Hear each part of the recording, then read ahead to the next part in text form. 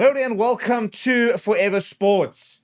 John Dobson is looking to bring some big players back to the Stormers in a bid to try and make them title challengers once again. A disappointing season for the Stormers, who took a while to get going and then started building a bit of momentum before falling really flat in their quarterfinal against the Glasgow Warriors as they kind of bowed out to cap off what has not been a season we're used to from the men from Cape Town. However, John Dobson is looking to open his purse and look to try and really strengthen that squad with the potential acquisition of a player like Cheslin Kolbe, who has been confirmed is a player that the Stormers are going to try and speak to try and bring back down to Cape Town. Other player also on the radar is Eduardo Bello, the Argentinian prop, as the Stormers continue to try and sort of replace key players such as a Steven Kitsov. But they've also confirmed that Siya Kolisi at this stage will not be approached and will not be making a return to the Cape, despite what a lot of reports previously have indicated.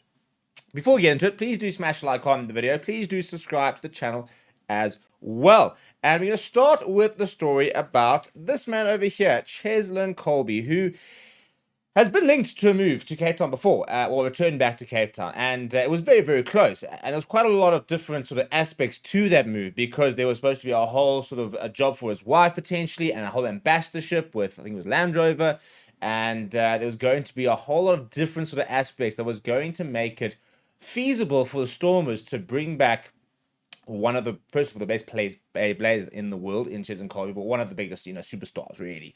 I mean, Cheslin Kolbe walks into the URC, walks in as one of the top 3 best players in the competition. He'd probably be the best player playing in South Africa if he were to return, like, tomorrow to the Stormers. So you can understand why they're looking to bring him back. I mean, in terms of a position, I wouldn't say it's necessarily a position that they're short on depth in terms of adding a couple of extra wingers, but you can't. You're never going to turn down Cheslin Kolbe. You're bringing somebody in who's going to potentially win you titles. And that's what the Stormers need at the moment, as well as the big thing that John Dobson's talking about being lack of leadership. Losing Steven Kitsov, Dion Fourie, Francois Herbert, now struggling with lots of injuries. Basically been speaking about the fact that the injuries, so the leadership group has taken quite a big blow from a Stormers point of view. And, as a result, they need to try and look at bringing players in who can, first of all, do a job on a playing point of view, but also add to the leadership of the side as well. And, Cheslin Kolbe fits the bill. He's a very senior player. And what's also quite interesting is John Dobson talking about the fact that players that they're looking to try and sign at the moment have to be able to play for another 4 years. Basically saying that anybody player who can't give them another 4 years is kind of off the table. And as a result, he's ruled out signing for Siya Kolisi. And he said the following in the interview. He said, I can't see us recruiting many players who won't still make a contribution in 2029. Everyone's legs have to last until then because we're going to get better and better.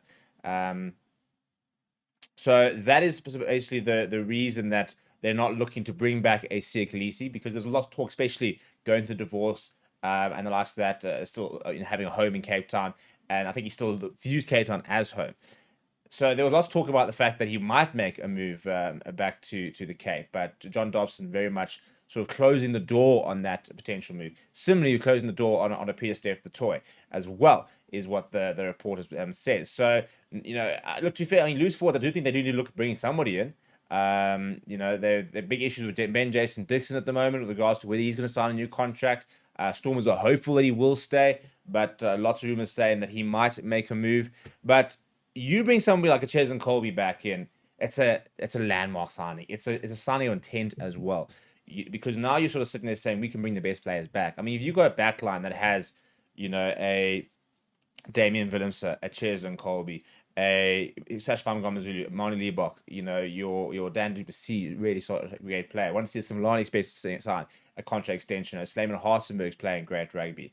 You add Cheslin Kolbe into that mix, and it just becomes silly. I mean, watchalongs, Cheslin Kolbe, Damian Willemse, Sash Famagomazulu, imagine those sort of players running at you for 80 minutes. You're going to concede drives because it's just too much to handle, really, for any team to sort of handle. This kind of signing is what we're hoping to see URC money gives us. We're seeing Andre Pollard come back to the Bulls. We've seen Siya Kolisi come back. So we can bring Cheslin Kolbe back in. It really does start to show the power our new franchise, well, the system now that getting URC money, EPCR money is hopefully going to give us. Another very shrewd sign, I think, if they were to do it, is Eduardo Bello is apparently being lined up as a potential replacement for Steven Kitshoff.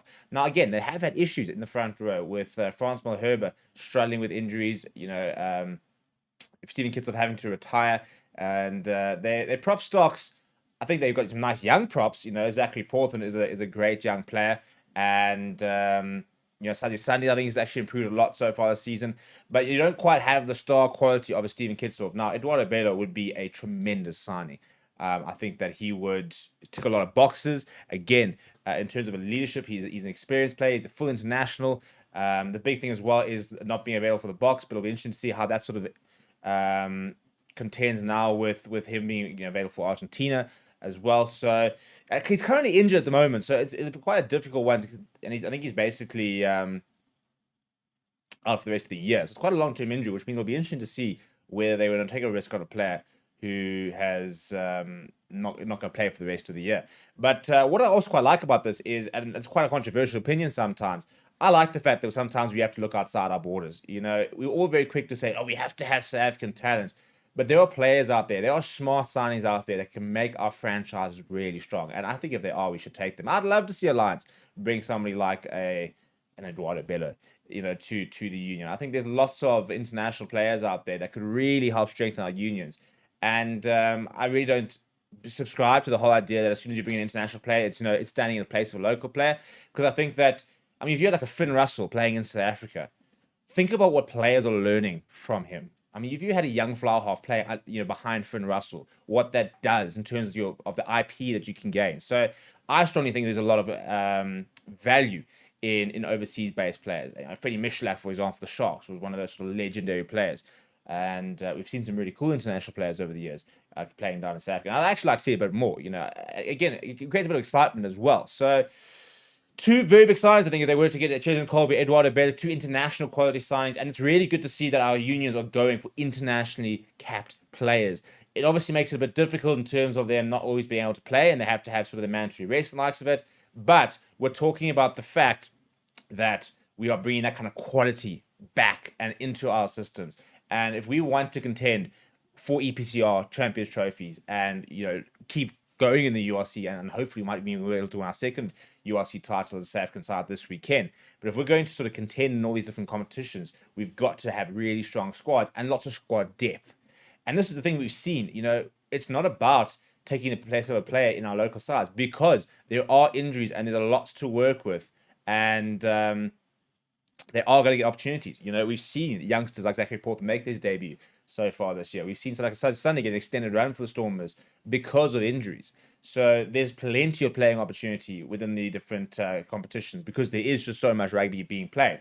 What do you think of the signing? Let me know down in the comments below. Smash the like on the video. Subscribe to the channel as well. Thank you very much for watching. My name is Steve, and I'll chat to you soon.